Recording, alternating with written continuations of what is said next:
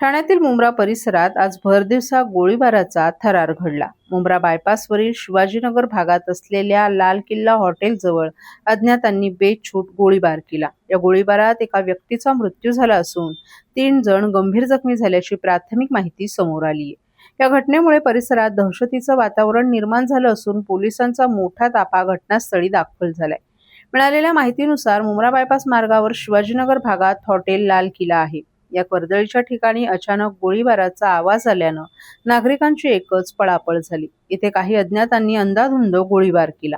यात एकाचा जागीच मृत्यू झाला तर इतर 3 जण गंभीर जखमी असल्याची माहिती सूत्रांनी दिली आहे. जखमींना तातडीनं जवळच्याच रुग्णालयात उपचारासाठी दाखल करण्यात आलं असून त्यांची प्रकृती चिंताजनक असल्याचंही समजतं.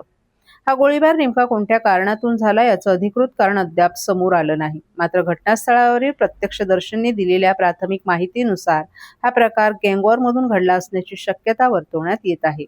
मुंब्रा परिसरात गेल्या काही दिवसांपासून गुन्हेगारी टोळ्यांमध्ये धुसफूस सुरू असल्याची चर्चा होती. त्याचाच हा परिणाम असावा असा संशय व्यक्त केला जात आहे. घटनेची माहिती मिळताच मुंब्रा पोलीस ठाण्यातील वरिष्ठ अधिकारी आणि कर्मचाऱ्यांनी घटनास्थळी धाव घेतली. आरोपींच्या शोधासाठी पोलिसांची पथकं रवाना करण्यात आली आहेत. घटनास्थळावरील सीसीटीव्ही फुटेजची तपासणी केली जात आहे. भरदिवसा अशा प्रकारे गोळीबार झाल्यानं परिसरात खळबळ उडाली असून या घटनेचा पुढील तपास सुरू आहे.